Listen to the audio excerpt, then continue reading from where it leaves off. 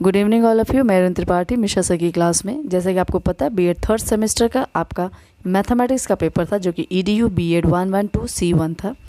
इसका हम लोग आंसर की देखेंगे। इससे पहले मैं आपको बता दूं आपका थर्ड सेमेस्टर ख़त्म होने वाला है, इसलिए आप लोग फोर्थ सेमेस्टर की तैयारी कर लीजिए। उसमें हर एक टॉपिक को मैं टच करूँगी, हर एक टॉपिक को मैं डिटेल में पढ़ाऊँगी, इसलिए आप लोग सब्सक्राइब कर लीजिए मेरा चैनल।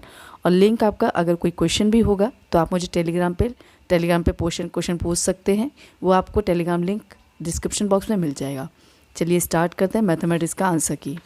सबसे पहला क्वेश्चन आपका, अज्ञात से अज्ञात का प्रयोग किस शिक्षण पद्धति के लिए किया जाता है? इसका आंसर है डी, विश्लेषण विधि। क्वेश्चन नंबर 2 है आपका, प्राथमिक स्तर पर गणित की पहेलियां मदद करती हैं। इसका आंसर है डी, समस्या समाधान कौशल को बढ़ावा देने में। क्वेश्चन नंबर 3 है आपका, एक अच्छा गणितज्ञ होने के लिए सक्षम होना चाहिए। इसका आंसर है ए, समझे, लागू करे और अवधारणाओं के बीच संबंध बनाए। क्वेश्चन नंबर 4 है आपका, किस भारतीय गणितज्ञ ने पाई का नाम 3.1416 ज्ञात किया था? इसका आंसर है सी, आर्यभट्ट। क्वेश्चन नंबर 5 है आपका, एलिमेंट नामक पुस्तक का लेखक था? इसका आंसर है सी, यूक्लिड। क्वेश्चन नंबर 6 है आपका, पाठ्यक्रम की संस्कृति को दर्शाता है? इसका आंसर है डी, समाज। क्वेश्चन नंबर 7 है आपका, स्कूल प्रणाली में सिखाई गई सामग्री के पूर्ण सेट को किस रूप में जाना जाता है? इसका आंसर है डी, पाठ्यक्रम। क्वेश्चन नंबर 8 है आपका, मूल्यांकन जो पाठ्यक्रम के अंत में किया जाता है कहलाता है? इसका आंसर है सी, संकलात्मक मूल्यांकन यानी कि समेटिव इवैल्यूएशन। क्वेश्चन नंबर 9 है आपका, करिकुलम शब्द की उत्पत्ति किससे हुई है? इसका आंसर है ए, लैटिन भाषा से। क्वेश्चन नंबर 10 है आपका, किसी विषय के प्रकरण की थोड़ी थोड़ी जानकारी प्रत्येक कक्षा में कराई जाती है? इसका आंसर है सी, दोनों में। क्वेश्चन नंबर 11 है आपका, प्रकरण के आधार पर पाठ्यक्रम का संगठन कहलाता है? तो 11th का आंसर है सी, प्रकरण विधि। क्वेश्चन नंबर 12 है आपका, योगात्मक मूल्यांकन निम्नलिखित में से अनुपयुक्त है? इसका आंसर है सी, शिक्षण अधिगम प्रक्रिया की प्रगति की निगरानी करना। क्वेश्चन नंबर 13 है आपका, मध्य विधि परीक्षा उदाहरण है? इसका आंसर है सी, समेटिव असेसमेंट। क्वेश्चन नंबर 14 है आपका, निम्नलिखित में से कौन सा एक शिक्षार्थी के वर्तमान ज्ञान तक पहुंचने के लिए सबसे उपयुक्त है? तो इसका आंसर है B, summative evaluation. Question number 15 है आपका, विज्ञान में फॉर्मेटिव असेसमेंट क्यों महत्वपूर्ण है? इसका आंसर है बी, एक नैदानिक के लिए, यह नैदानिक है। क्वेश्चन नंबर 16 है आपका, विश्लेषणात्मक ज्यामिति की खोज की थी? इसका आंसर है ए, देकार्ते। क्वेश्चन नंबर 17 आपका, गणित की प्रकृति है? इसका आंसर है बी, तार्किक। क्वेश्चन नंबर 18 था आपका, गणित विज्ञान है? गणित इसका आंसर है डी, यानी उपरोक्त सभी। क्वेश्चन नंबर 19 है आपका, किसी गणितज्ञ के कार्यों की प्रशंसा करना किस मूल्य से संबंधित है? इसका आंसर है सी, सौंदर्यात्मक मूल्यांकन। क्वेश्चन नंबर 20 आपका, शिक्षण उद्देश्यों के क्रियात्मक पक्ष का वर्गीकरण किसके द्वारा किया जाता है? तो इसका आंसर है सी, सिम्पसन। आप देख रहे हैं पढ़ाए हुए क्वेश्चन आ रहे हैं, हर एक क्वेश्चन आपका पढ़ाया हुआ है। जो आपका लास्ट में वीडियो गया था उससे सभी क्वेश्चन आपके मिल रहे हैं, तो इसलिए आप लोग सब्सक्राइब कर लीजिए और फोर्थ सेमेस्टर की बिल्कुल तैयारी में लग जाइए। क्वेश्चन नंबर 21 है आपका, कौन सा एक भावात्मक पक्ष का हिस्सा नहीं है? इसका आंसर है सी, नियंत्रण।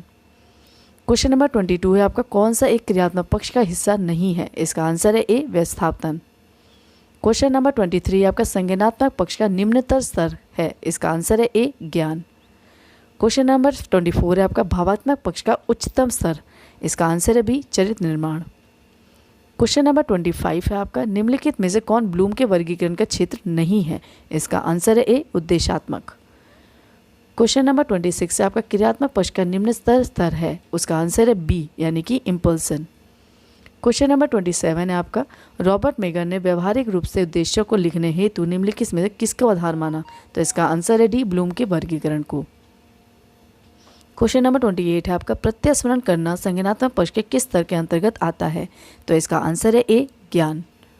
क्वेश्चन नंबर 29 आपका, प्रदर्शन करना संज्ञानात्मक पक्ष के किस स्तर के अंतर्गत आता है? तो इसका आंसर है सी, प्रयोग। प्रयोग में आपका डेमोन्स्ट्रेशन आता है। क्वेश्चन नंबर 30 आपका, श्रवण करना भावात्मक पक्ष के किस स्तर के अंतर्गत आता है? तो इसका आंसर है ए, आग्रहण।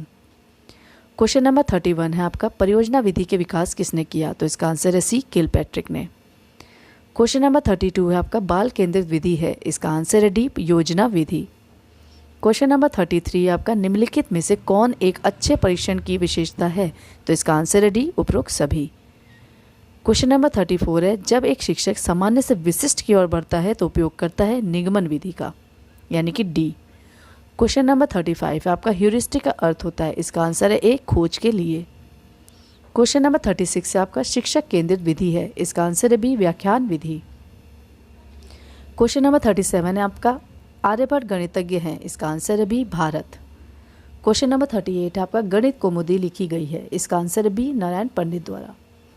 क्वेश्चन नंबर 39 है आपका, ज्ञानात्मक पक्ष का उच्चतर स्तर है, तो ज्ञान का आंसर आपका सी, मूल्यांकन है। देख रहे हैं आप लोग, बिल्कुल पढ़ाए हुए क्वेश्चन है, एक भी क्वेश्चन ऐसा नहीं है जो नहीं पढ़ाया हुआ है, इसलिए आप लोग को ज़रूर इसको सब्सक्राइब कर लीजिए। आप लोग मेरे साथ जुड़े रहिए, आपको हर एक टॉपिक आपको मिलता रहेगा। क्वेश्चन नंबर 40 आपका, ग्रहण करना पक्ष संबंधित है, तो ग्रहण आपका भावात्मक पक्ष से संबंधित, यानी कि बी आंसर सही है। ये था आपका 1 से लेकर 40 तक क्वेश्चन। आप लोग चेक कर लीजिए, मुझे कमेंट में ज़रूर कीजिए आपने कितने आंसर गेन किए। अब तक के लिए अगर मेरा प्रयास अच्छा लगे इसे लाइक कीजिए, शेयर कीजिए, कमेंट ज़रूर कीजिए। तब तक के लिए धन्यवाद।